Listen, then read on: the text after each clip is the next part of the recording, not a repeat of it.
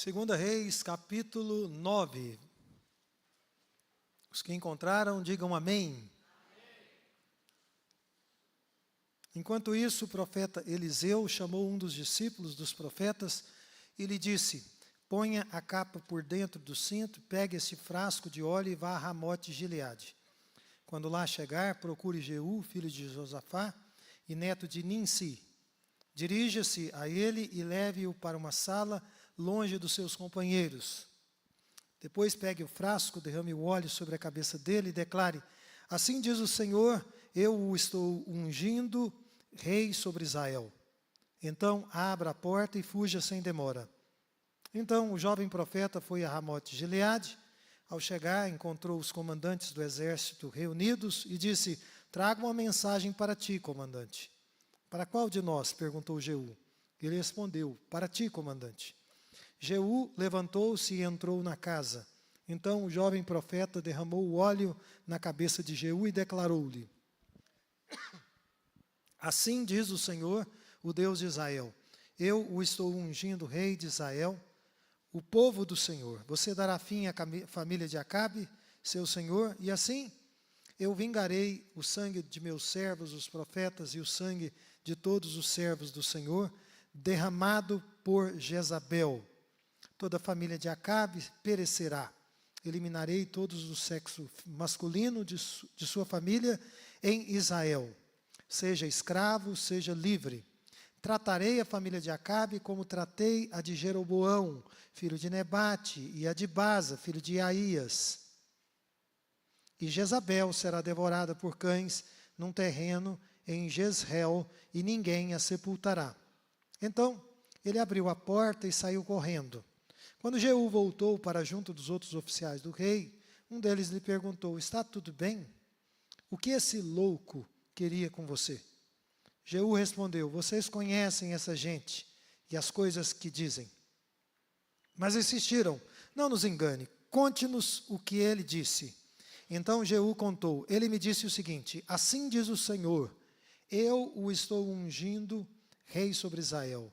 Imediatamente eles pegaram seus mantos e os estenderam sobre os degraus diante dele.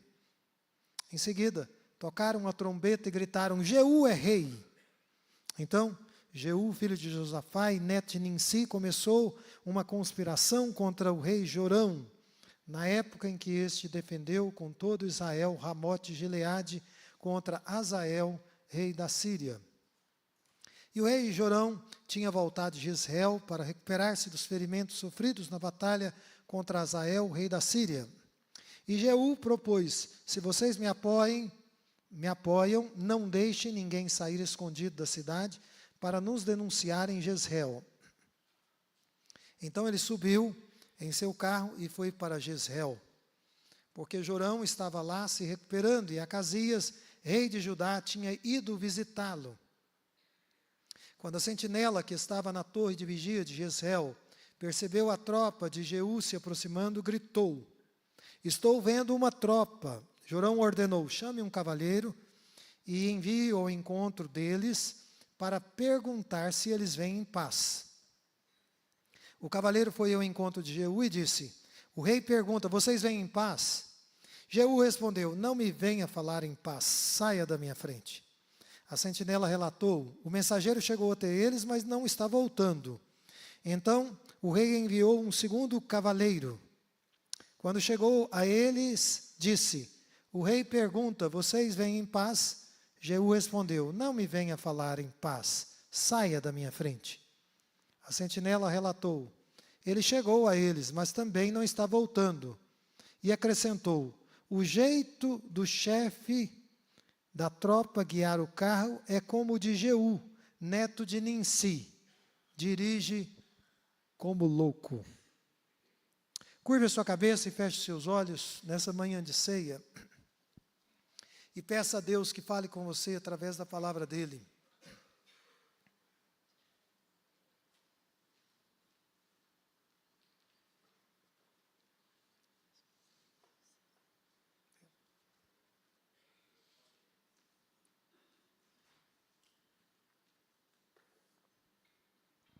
Pai Celestial, estamos diante da Tua palavra e da mesa do Senhor. Fala conosco nessa manhã especial. Abre o nosso entendimento, mas abre também o nosso coração, para que possamos compreender o recado do Senhor e aplicá-lo nas nossas próprias vidas. Em nome de Jesus. Irmãos, então vamos meditar nesse texto antes de comermos do pão e bebermos do cálice. E eu creio que, antes de nós falarmos, vamos falar sobre o projeto Leia Bem, né? Que é o livro que nós queremos indicar para esse mês. E ele vai ser projetado agora, os irmãos podem ver. Vamos sugerir Richard Baxter. Creio que talvez um dos grandes puritanos. E esse livreto é um livro bom para quem tem dificuldade com a leitura. Mas eu tenho certeza que vocês vão ser grandemente edificados, superando a tristeza e a depressão com fé. Baxter escreveu esse livro no século XVII. Mas é um livro que ele é perfeitamente aplicável aos nossos dias. Porque foi um homem de Deus e foi muito fiel às Escrituras e ao conhecimento que ele tinha na época. E eu creio que ele traz para todos nós grandes lições. Então, se você está enfrentando lutas no seu humor, você tem andado triste, leia esse livreto e eu tenho certeza que vocês vão ser grandemente edificados. Amém? Glória a Deus por isso. Irmãos, vamos então pensar nesse texto, né, com o tema Santa Loucura. E eu não pude deixar de ver com muitos de vocês o que está acontecendo na Universidade de Harvard, ou no complexo de Harvard, nos Estados Unidos. Uma universidade tão famosa que, infelizmente, está deixando de ser referência no mundo. Ela está deixando de ser referência no mundo. Ela foi outrora enraizada na ciência, mas hoje ela tem sido ideologicamente dominada e por pessoas, tanto professores, tanto docentes, quanto discentes, que odeiam o cristianismo. É claro que antes de chegar nesse momento, um secularismo progressista dominou a universidade. Mas nenhum secularismo progressista se sustenta com a passagem do tempo. Ele, em algum momento, é substituído por uma espécie de misticismo. E no caso de Harvard, tem sido substituído pelo islamismo, que tem chegado com grande força na América e na Europa. Para termos uma ideia disso, uma aluna na formatura, nesta semana passada, recitou o Alcorão, publicamente. E essa é mais uma evidência do que está acontecendo ali, nessa universidade. É um reflexo do que está acontecendo em muitas outras universidades ao redor do mundo. Nós lemos no dia de ontem o Salmo 90, aqueles irmãos estão fazendo a leitura comunitária. E Moisés, autor dos Salmos, ele diz: ensina-nos, Senhor, a contar os nossos dias para que alcancemos um coração sábio. Eu penso, quando leio e releio esse Salmo, que é como se o Espírito Santo estivesse querendo falar conosco o seguinte: cuide da maneira como você usa o seu tempo. Cuide para não estar gastando os seus dias da maneira errada, porque os dias que Deus nos dá sobre a face da terra são curtos. E eles são muito limitados. E nós precisamos aprender a valorizar e aproveitar cada um dos dias que Deus tem nos dado, no serviço a Deus e no reconhecimento de que Ele, somente Ele, reina pelos séculos dos séculos. Amém? Somente Ele reina e somente Ele reinará de fato e de verdade. Aqueles que estão abandonando a fé cristã, ou aqueles que estão declinando por um outro caminho, infelizmente vão encontrar um ocaso muito triste e devastador no horizonte. E nós precisamos ter ciência disso para que nos posicionemos hoje, aqui no Brasil, aqui em Goiânia, aqui na nossa cidade e também no nosso contexto. Bem, a Bíblia, ela vai versar sobre vários temas, não é? E um deles, que ela trata com muito cuidado e até com um alcance muito grande, é sobre a sanidade. e a loucura, que a gente pode entender que é um sinônimo de insanidade. A perspectiva das Escrituras, ela não é científica meramente, também não é apenas, não alcança apenas um espectro humano, ela é de natureza espiritual, mas uma natureza espiritual que alcança todas as áreas da vida, e ela deve ser pensada nesse contexto. Para a ciência, uma pessoa que é portadora de saúde mental, ela vai apresentar um desenvolvimento que é cognitivo, emocional e social, que é satisfatório para a idade dela, para a idade desta pessoa. E os transtornos mentais, quando eles surgem, quando eles aparecem, quando eles são identificados, quando eles são manifestos, eles normalmente ocorrem em decorrência de fatores que são individuais, por exemplo, genéticos, ou até biológicos, ou psicológicos, ou então devido a fatores que são sociais, condições financeiras, condições de moradia, rede de apoio que a pessoa tem ou que a pessoa não tem, ou ainda fatores ambientais, a influência dos pais, a influência dos amigos, a influência da comunidade onde a pessoa está inserida, tudo isso pode corroborar, contribuir para a saúde mental ou para a não saúde mental de uma pessoa. Agora, para o cristão, a sanidade ou a saúde espiritual, que afeta, como eu disse, todas as áreas de sua vida, ela decorre da sua confiança na obra do Criador e na obra do Salvador. Então, a maneira como nós confiamos em Deus, como Criador de todas as coisas, e em Deus, na pessoa de Jesus Cristo, como nosso Salvador, isso vai afetar a nossa sanidade, a nossa saúde espiritual. Eu creio que algo próximo disso está registrado pelo profeta Isaías, lá no capítulo 26, versículo 3, quando ele disse: tu conservarás em paz aquele cuja mente está firme em ti. Por quê? Porque ele confia em ti. Ele vai conservar a mente em paz. Por quê? Porque ele confia em ti. Então, o cristão deve pensar em como ele vai se colocar no mundo em que nós vivemos hoje. Se nós vamos viver aqui para influenciar o mundo ou para sermos influenciados pelo mundo. A maioria das pessoas vive nesse mundo, ou passa os anos de sua vida nesse mundo, sendo influenciado pelo modus operandi do sistema.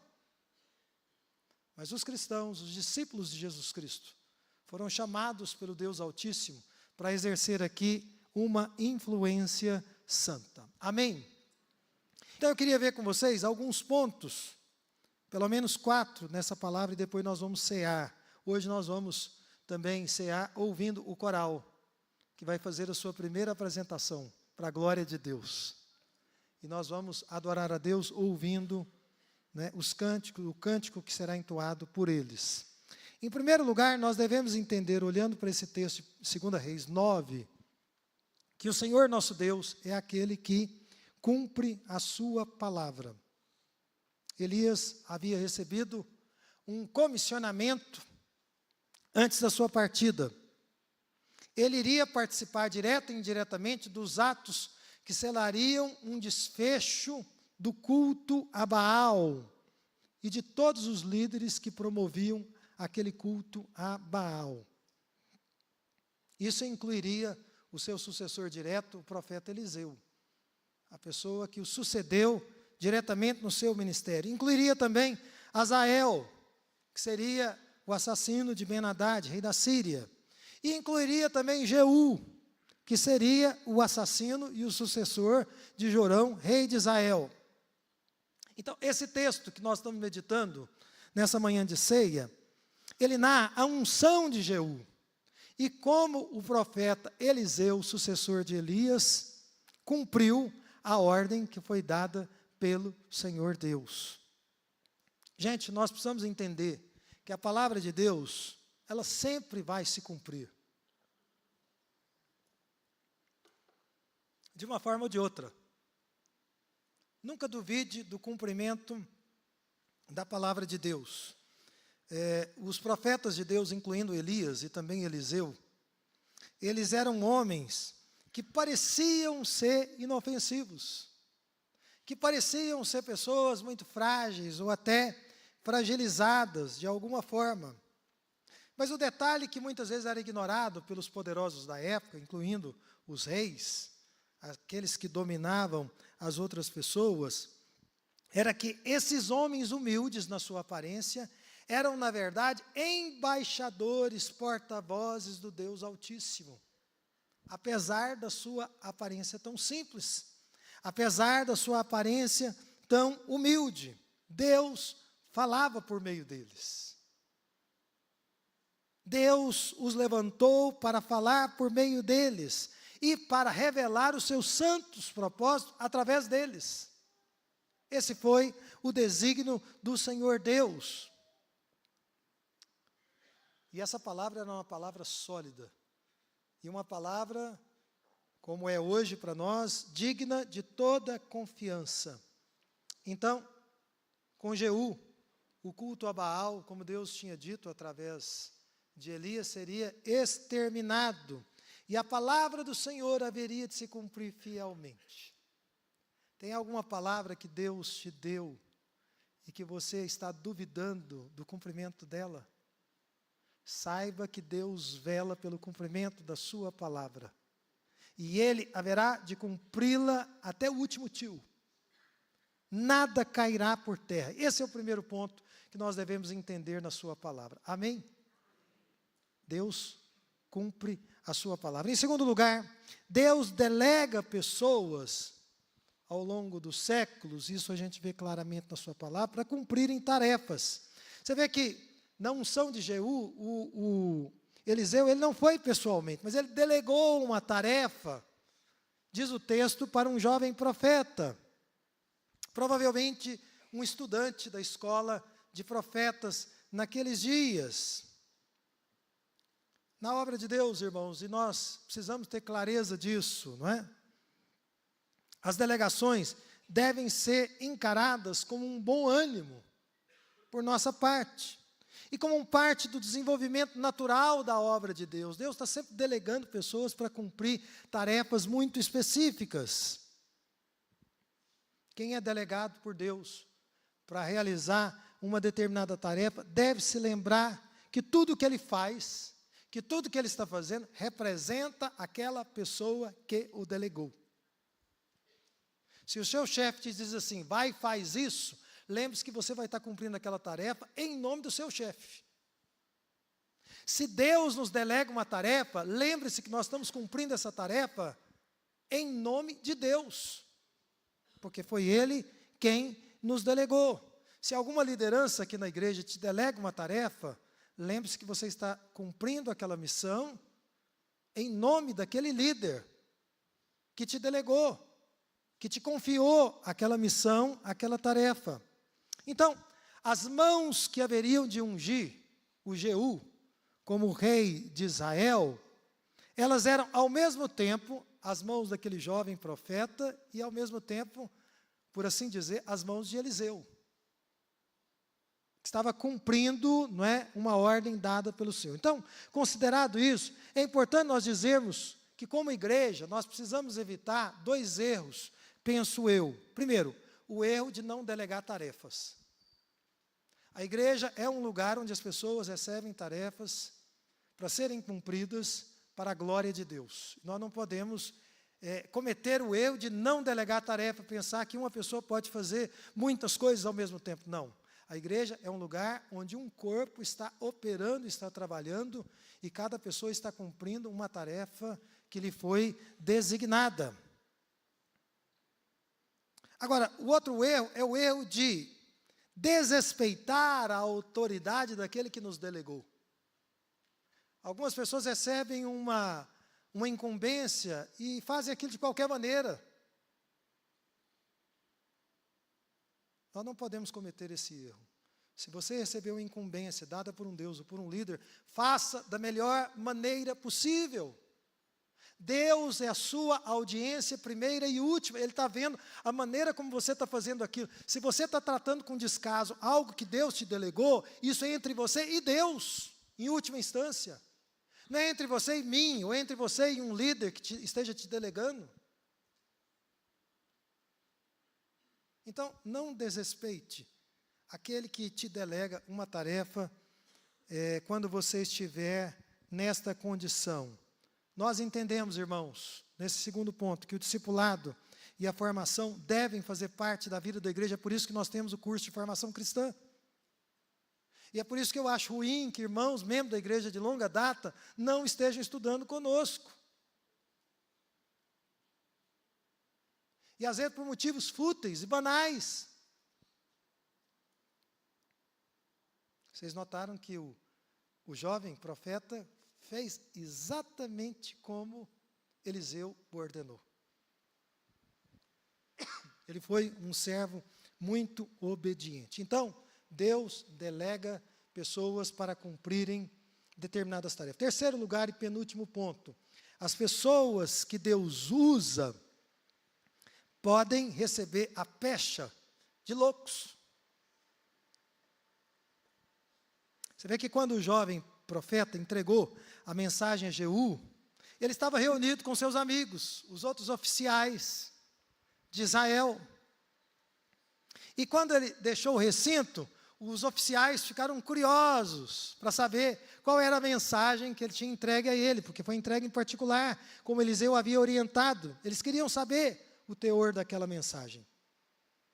Mas o que nos chama a atenção aqui, pelo menos a mim me chamou a atenção, preparando esse texto, é a maneira como eles viam aquele profeta e os demais profetas. Aliás, a maneira como eles viam aquele jovem profeta é um recorte de como aquela sociedade via os profetas de Deus.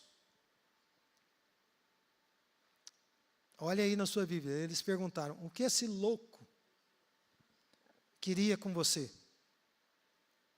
Irmãos, essa não seria a primeira vez, nem a última, em que um profeta, um servo de Deus, seria tratado, rotulado como louco, como demente. Se você for olhar o profeta Oséias, no capítulo 9, versículo 7, você lerá que os profetas todos eram tratados nos dias de Oséias como loucos, como envairados, desvairados, aliás, como pessoas insanas. E é verdade, sim, que a Bíblia associa a vida de pecado, uma vida de rebeldia em relação a Deus, à loucura. Se nós olharmos lá no texto de Deuteronômio, capítulo 28, versículo 28, nós lemos que rebelar-se contra Deus é considerado pelo Senhor Deus e pela palavra dele uma loucura. O texto nos diz, como uma maldição: o Senhor os afligirá com loucura, cegueira e confusão mental. Quem? Aqueles que insistissem em se rebelar contra Deus. E eu argumento que essa é uma explicação para a multiplicação das patologias, das psicopatologias, porque as pessoas estão deliberadamente dando as costas a Deus. Nós vemos também em Eclesiastes capítulo 2, 2, quando nós lemos: concluí, Salomão dizendo que o rir é loucura, e a alegria de nada vale. O que isso significa? Alegrar-se sem o Senhor é loucura. Você sair por aí pulando carnaval, tentando curtir a vida, independente de Deus, isso é uma loucura. É um riso que vai te custar muito. A destruição, talvez, da sua vida, da sua família, e de um plano bonito que Deus gostaria que você cumprisse. Em Josué nós lemos que violar a aliança com Deus é loucura. É o caso de Acã. Lá em Josué 7,17 nós lemos: aquele que for pego com as coisas consagradas será queimado no fogo com tudo que lhe pertence. Por quê? Porque violou a aliança do Senhor e cometeu loucura em Israel. Se você assumir um compromisso com Deus e você deliberadamente viola esse compromisso, esse relacionamento, você está cometendo uma loucura. Diante de Deus você é louco. Você é um insano. E por último, irmãos, a palavra de Deus também nos diz que confiar nas riquezas meramente e confiar nas provisões materiais é loucura aos olhos de Deus. Ninguém pode olhar para o dinheiro que tem na conta, para os bens que tem e falar: eu estou folgado, eu estou bem de vida, está tudo bem na minha vida. Isso é loucura. Evangelho de Lucas, Jesus nos diz: mas Deus lhe disse, naquela parábola que o próprio Senhor construiu: louco, esta noite te pedirão a tua alma, e o que tens preparado, para quem será?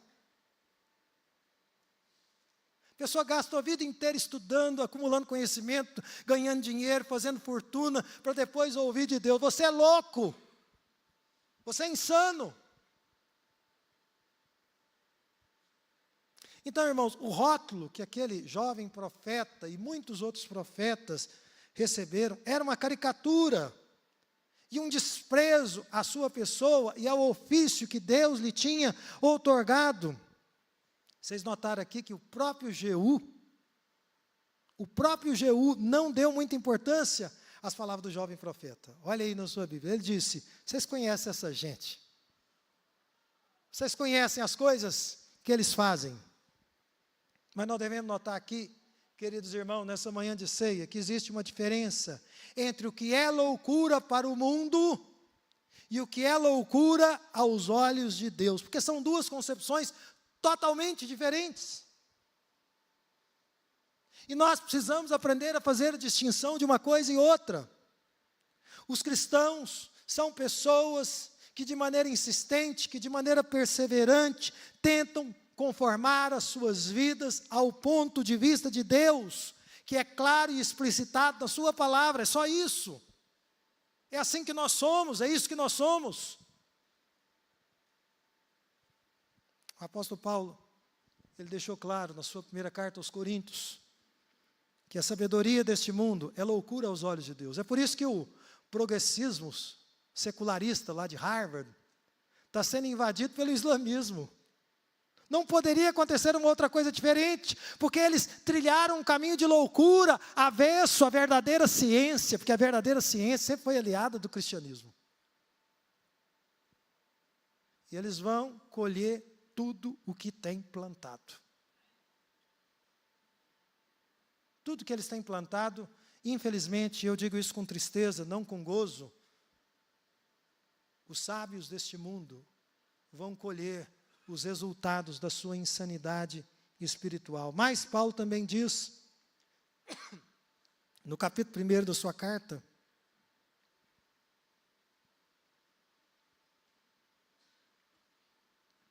vamos olhar a palavra aqui, né? Que a loucura de Deus é mais sábia que a sabedoria humana. Irmãos, como isso é maravilhoso.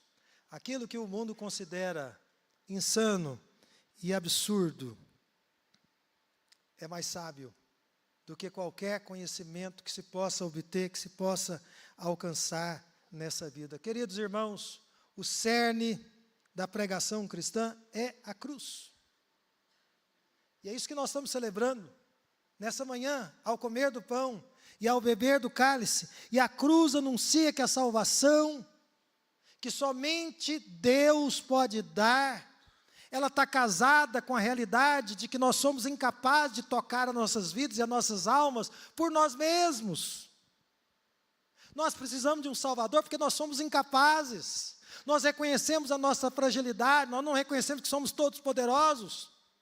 Eu não sento no meu consultório, vocês não sentam no local de trabalho de vocês como reis, como se nós reinássemos, como se nós soubéssemos de tudo. Antes, nós nos sentamos ali, nós realizamos o nosso trabalho, insistindo em dizer: Senhor, eu preciso de Ti. Eu preciso da Tua ajuda. Eu preciso da Tua intervenção. Eu preciso que o Senhor me sustente na hora da saúde e na hora da doença. Na hora da prosperidade e na hora da precariedade. É preciso ter muita humildade para fazer isso. E essa é a sina do povo de Deus. É lógico que isso vai incomodar muita gente. Talvez por isso o apóstolo Paulo tenha dito, né, que a mensagem da cruz é loucura. Para quem, hein, gente? Para os que estão perecendo, mas para nós que somos salvos, ela é o poder de Deus.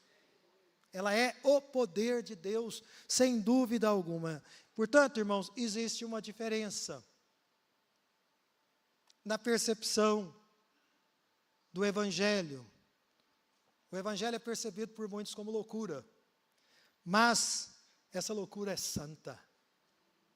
Essa loucura é bendita, e ela é provada no sol a sol, no dia a dia, no cotidiano. Ela não é provada nos laboratórios, ela não é provada na teoria teológica, ela é provada no dia a dia, na vida comum familiar. O cristianismo autêntico, ele é vivido ali.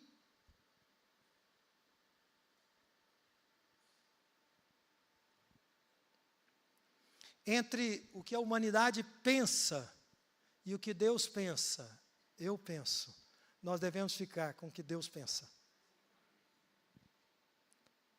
Nós devemos optar pelo ponto de vista de Deus. Diz Paulo ainda, e eu estou me apoiando bastante nele aqui, para expor o texto de 2 Reis 9, que quem não tem o Espírito não aceita as coisas que vêm do Espírito de Deus, pois lhes são, Paulo diz de novo, loucura, e não é capaz de entendê-las, porque elas são discernidas espiritualmente. Mas quem é espiritual discerne todas as coisas, e ele mesmo por ninguém é discernido. Um homem e uma mulher realmente de Deus vai trilhar por caminhos que o mundo não vai compreender. O próprio diabo do império das trevas não compreende o caminho do justo, porque ele é indiscernível, porque é o Espírito eterno de Deus que nos guia daqui para acolá. Se o diabo gosta de jogar xadrez, se o diabo nos estuda gerações, ele conhece os nossos padrões de comportamento, ele não pode prever um homem e uma mulher que é dirigido pelo Espírito de Deus. Essa pessoa é imprevisível, no bom sentido, porque ela é dirigida por Deus. O que nós estamos meditando nessa manhã tão especial para nós é que a loucura do crente não quer dizer que ele é, do ponto de vista estrito, da ciência, uma pessoa insana, mas que os não cristãos não conseguem compreendê-lo na sua essência, porque o entendimento espiritual dessas pessoas está embotado, porque a incompreensão que elas têm da realidade última e primeira da vida, que é a realidade espiritual, ela os leva a uma incompreensão injusta da realidade, inacurada da realidade.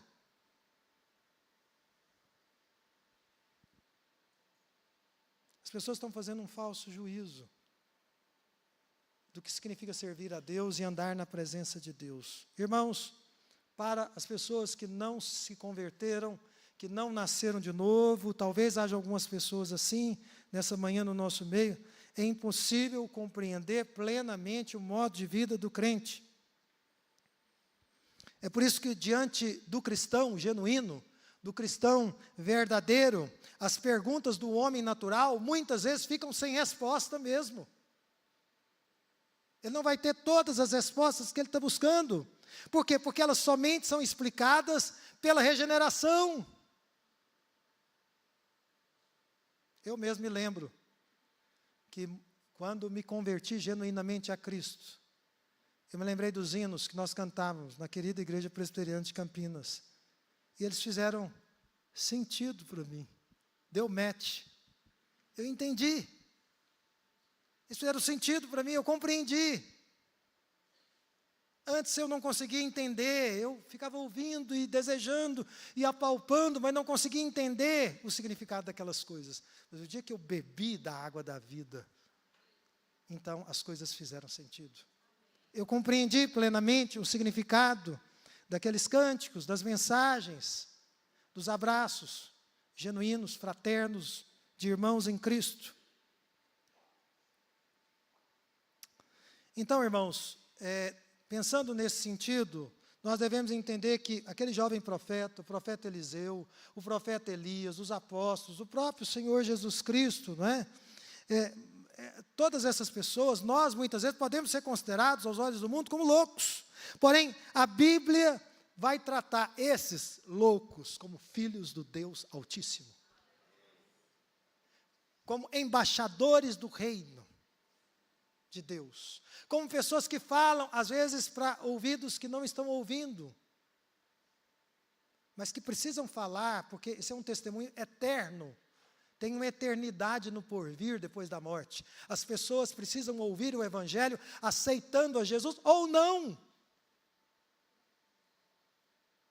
E aqui eu migro para o último ponto, e depois nós vamos orar, né? Eu gostaria de dizer que a loucura de Deus, ela é contagiante. Você vê que a maravilha da mensagem bíblica é que ela nos mostra como Deus age na vida daquelas pessoas que Ele usa. Não é algo bonito? A maneira como Deus age, não é? E como Ele transforma as pessoas em canais de graça. A gente diz meios de graça muitas vezes. Nós vemos como as pessoas são afetadas, direto ou indiretamente, e muitas vezes dramaticamente, pela palavra de Deus que foi entregue. Ainda que essas pessoas, a priori, considerem o profeta, o cristão, um louco. Mas eles são afetados pela palavra de Deus de alguma forma. Você vê que o louco, o jovem profeta, que trouxe a mensagem para Jeú, ele entregou a mensagem fielmente. E é engraçado que aqueles que o chamaram de louco ficaram curiosos. O que ele falou? O que ele disse? Não é? Diz o texto, veja aí na sua Bíblia. Eles insistiram, não nos engane, conte-nos o que ele disse. Então Jeú contou, e ele me disse o seguinte: assim diz o Senhor, eu estou ungindo o rei de Israel. E então aconteceu algo estranhíssimo, irmãos. Imediatamente, diz o texto, eles pregaram os seus mantos e os estenderam sobre os degraus diante dele, e em seguida tocaram a trombeta e gritaram: Jeú é rei. Que coisa estranha aconteceu aqui, porque a mensagem de um louco foi levada a sério. Foi levada piamente a sério. E eles trataram a mensagem daquele jovem profeta, que era uma mensagem do profeta Eliseu, como sendo um decreto divino, que precisava ser obedecido, que precisava ser respeitado. Deus mudou o coração daqueles oficiais naquele dia, mediante a palavra dele, e eles passaram a reconhecer a Jeú como o rei de Israel. Glória a Deus por isso, irmãos. Então, uma palavra que era de Deus e que no momento foi incompreendida, foi taxada como fruto de loucura, objeto de insanidade, é levada absolutamente a sério. Por quê? Porque a palavra de Deus sempre retém o seu poder. A palavra de Deus sempre retém a sua eficácia, mesmo que os homens a desprezem, mesmo que o mundo a despreze, a palavra de Deus tem poder. É por isso que o crente que está na universidade não pode ficar com a boca fechada, que o crente que está no serviço público não pode ficar com a boca fechada, nós precisamos abrir a boca e fazer o nosso trabalho com excelência, para que Deus seja conhecido na terra, para que Ele seja conhecido na terra. Então, eles levaram a sério a palavra de Deus, o próprio Jeú levou a sério aquela palavra, e é interessante, né, que ele então segue para cumprir a sua missão, e na medida que ele vai se aproximando, né, ele desqualifica os mensageiros que Jorão havia enviado, né, e eles passam a segui-lo naquele momento, e o texto da nossa meditação nessa manhã de ceia é encerrado da seguinte forma: o jeito do chefe da tropa guiar o carro é como o de Jeú, neto de Ninsi, pois dirige como louco, né? Então, em cumprimento à palavra de Deus, que foi considerada loucura, agora o Jeú é considerado um louco, naquele momento, porque ele se dispôs a crer na palavra de Deus e a ser um cumprimento dessa mesma palavra. Amém? Bom, eu quero aplicar aqui, nós vamos proceder com a ceia, né? Quero dizer a vocês 3 coisas antes de nós cearmos. Primeiro, Deus é fiel para cumprir a sua palavra. O mundo pode desabar, mas a palavra de Deus permanecerá. Ele vai cumprir Guarde isso muito forte no seu coração. Para dias como hoje e dias de adversidade. A palavra de Deus não cairá, ela haverá de se cumprir. Em segundo lugar, nós não devemos estranhar se formos considerados loucos aos olhos do mundo. Isso faz parte da nossa sina, da nossa jornada. Isso faz parte da nossa caminhada. As pessoas que estão sem o Senhor Jesus Cristo, infelizmente elas não têm um aparato espiritual necessário para enxergar a realidade que precisa ser vista. Mas nós podemos continuar orando por elas e dizendo: Senhor, abre-lhes os olhos para que eles vejam. Abre-lhes o coração e a mente para que eles entendam. E em terceiro e último lugar, nós devemos entender que a loucura, segundo Deus, ela é bendita e ela é contagiante, porque ela vai alcançar as pessoas que a ouvem. Assim como os oficiais foram, de alguma forma, tocados por aquela palavra, o próprio Jeú foi tocado e movido a agir por aquela palavra, mesmo que a priori eles não tenham dado a credibilidade que a palavra de Deus requeria. A palavra de Deus, ela é poderosa, independente do que pensam os homens, independente do que pensam as pessoas. Amém? Nesse